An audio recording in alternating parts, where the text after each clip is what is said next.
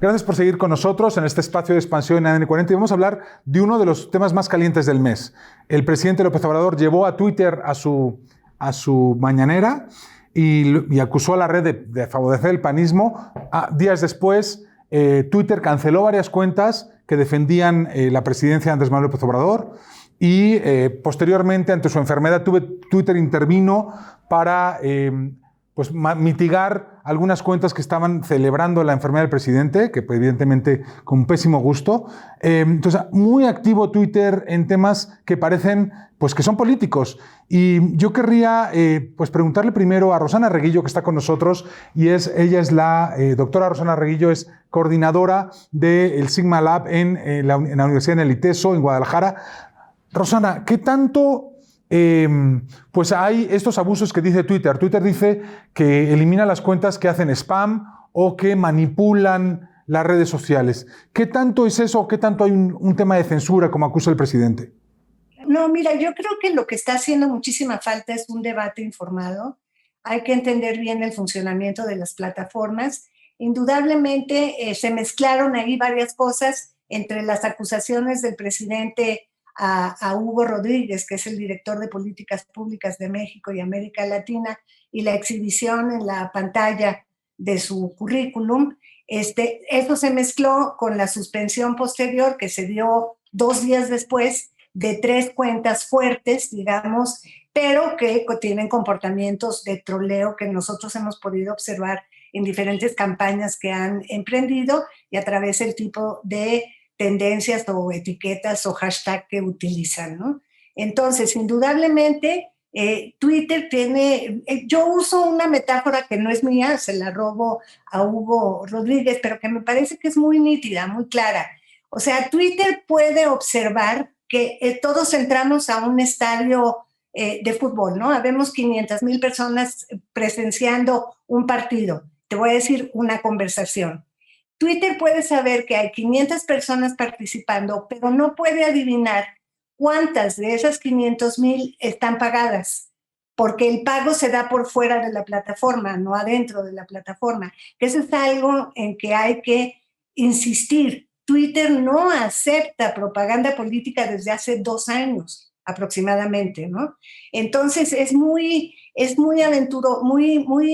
falso y muy aventurado decir, uno, que Twitter es panista. Es absurdo, una plataforma no es partidista, no le conviene, ¿no? Además, las decisiones se toman en San Francisco, ¿no? Las políticas públicas se arman a partir de un comité de ética, etcétera, etcétera, ¿no? Entonces, sí hay mucho spam. Estas 3 cuentas suspendidas tenían, repito, un comportamiento muy de troleo. De hecho, una de las cuentas, la de Vero Islas, ¿no? Lobrega, tenía un comportamiento parecido a lo que en los foros de los 90, cuando comenzaba Internet, se llamaban los flamers, ¿no? Los incendiadores, que son estas cuentas que entran con los tacles por delante y generan un clima político. Se trataba de 3 cuentas que no han argumentado su devolución. Pueden pedirle a Twitter que se las devuelva si demuestran que no estaban manipulando, pero sobre todo son cuentas que manejaban múltiples cuentas, y eso es algo que Twitter penaliza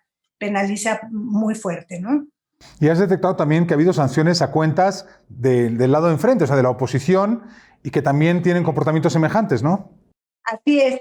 Indudablemente nosotros atendemos todo el espectro, ¿no?, de la conversación política en Twitter. Nos hemos metido muy fuerte también al tema del COVID, porque ahí se colocan muchos posicionamientos muy interesantes. Entonces, lo que hemos visto es cómo se penalizan también cuentas importantísimas del lado de la llamada oposición, que también me parece una generalización muy burda, ¿no? Porque ser anti-AMLO o tener una cuenta de troleo en contra de la 4T no te convierte en oposición, te convierte en una cuenta, digamos, que probablemente esté financiada por afuera, ¿no? Entonces, por ejemplo, hace 3 semanas, si no estoy mal de mis fechas, suspendieron 2 de las cuentas más fuertes de este lado del espectro, ¿no? De las cuentas anti-AMLO. Una era Simón Ptolomeo, que tenía una cantidad enorme de seguidores, y la otra también con el nombre de un filósofo griego que en este momento se me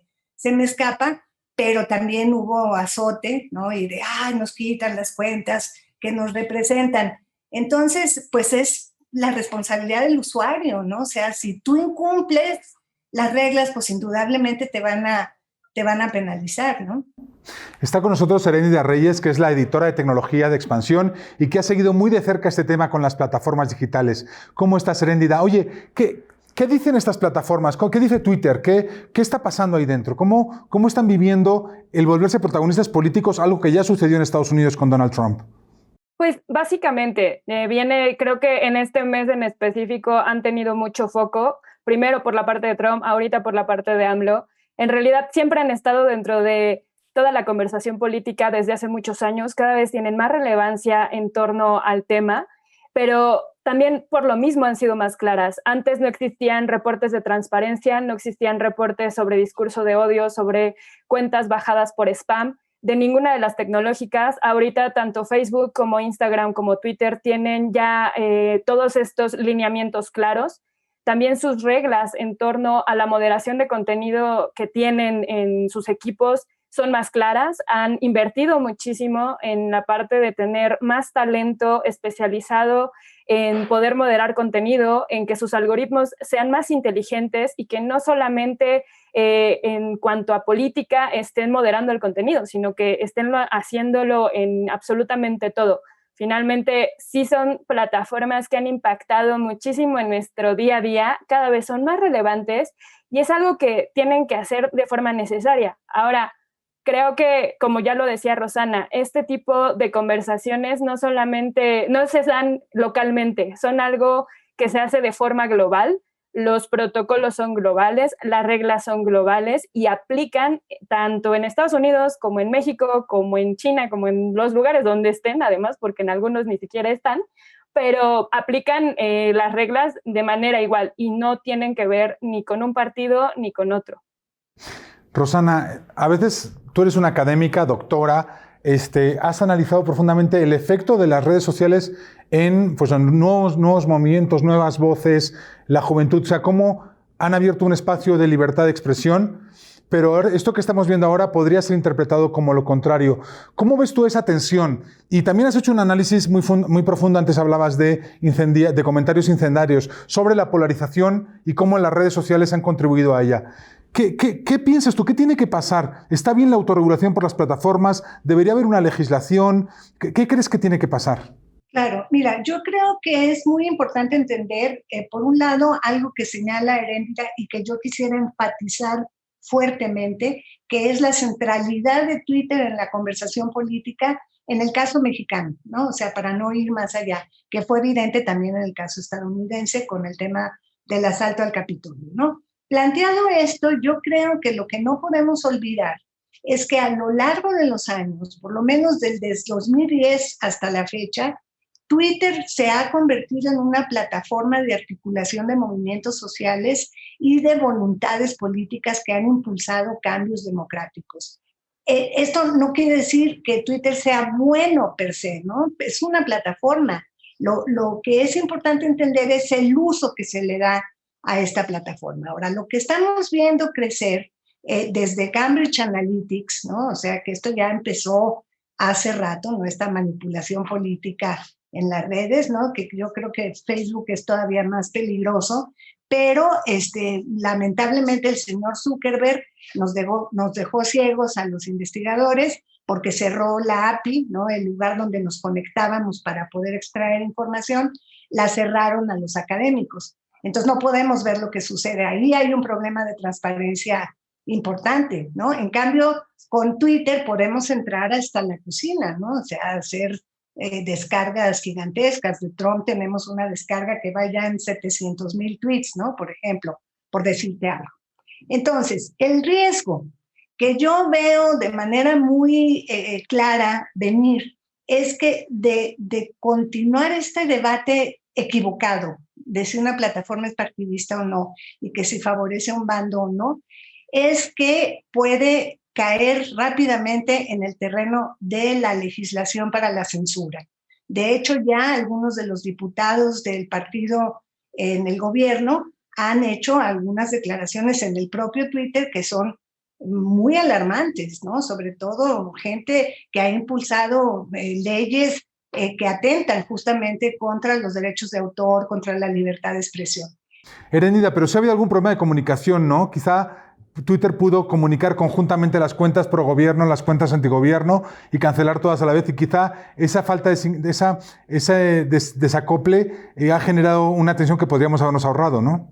Claro, creo que este fue uno de los problemas. Fue una coincidencia lo que pasó al final del día, o sea, que haya estado en la mañanera y que después hayan desactivado las cuentas y que después volvieran a señalarlos. No es la primera vez, además, que Twitter está en la mañanera. Muchas veces el presidente ha hablado de Twitter, ha hablado de que no entiende incluso la forma en cómo moderan el contenido y demás. Ha dicho incluso que ha invitado como tal a la plataforma y demás a que cuente qué es lo que hace, pero finalmente creo que también en este caso sí faltó mucha comunicación de parte de Twitter, aunque fueron muy claros, inmediatamente soltaron sus tweets desde sus cuentas verificadas, donde siempre tienen la comunicación hacia los usuarios y hacia todos. Creo que en este momento fue más bien una coincidencia y fue también un problema de que dentro de las políticas globales también de Twitter, en cuanto a comunicación, así se manejan. O sea, siempre se han manejado más como atribuciones de forma general a la empresa y no atribuciones a uno o dos voceros. Realmente es una forma en cómo trabajan ellos a nivel global. Entonces, también puede ser que sí sea una falta de comunicación, pero es que son sus protocolos también a nivel global de comunicación que tienen. Claro. Rosana, por último, ¿cómo mejoramos la regulación de las redes sociales? Son un nuevo medio, tienen 10 años, no es nada en la historia del mundo. La imprenta trajo consigo unas guerras de religión de varios siglos, el cine y la radio, la televisión, pues contribuyeron a veces a sostener regímenes, a veces contribuyeron a cambiarlos. Los nuevos medios siempre traen consigo estos cambios políticos. ¿Qué te gustaría a ti ver en estas plataformas? ¿Qué deberían continuar con la autorregulación? ¿Cómo se perfecciona ese camino? Mira, yo pienso que sí, que el camino es la automoderación y la autorregulación. Creo que la plataforma ha ido aprendiendo, creo que ha ido desarrollando algoritmos más sensibles al manejo del odio, ¿no? A la detección de ciertas palabras, etcétera. Pero yo insisto en que una de las cuestiones vitales es que como usuarios nos hagamos responsables, por ejemplo, de verificar antes de un clic, ¿no? Yo siempre atribuyo un problema a este dedo que es tan fácil de send, ¿no? Send. Y ese send en automático es lo que nos mete en tantísimos problemas, ¿no? Entonces pienso que debe haber un proceso, por ejemplo, ya las escuelas deberían de incorporar en sus programas de estudio a los niños, enseñarlos a manejar las plataformas de forma responsable, no alejarlos, ¿no? Sino al contrario, ¿no? Darles no me gusta ese término alfabetización porque me parece muy del siglo XIX, pero tiene que ver con esta enseñanza, ¿no? de la responsabilidad ética. Y la otra tiene que ser seguir el dinero, Alberto. Esa es la única manera. Necesitamos periodistas en el terreno, en el piso, ¿no? Que estén haciendo la investigación de dónde están los gastos de los partidos. Esos son los que tienen que transparentar sus gastos. Conclusión, seamos responsables de nuestras cuentas y denunciemos aquellos comportamientos que veamos que caen en esto del spam y de la manipulación. Gracias por estar con nosotros, gracias Heréndida, gracias Rosana. Aquí nos vemos cada domingo 7 de la tarde. Soy Alberto Bello, director editorial de Grupo Expansión. Gracias por acompañarnos.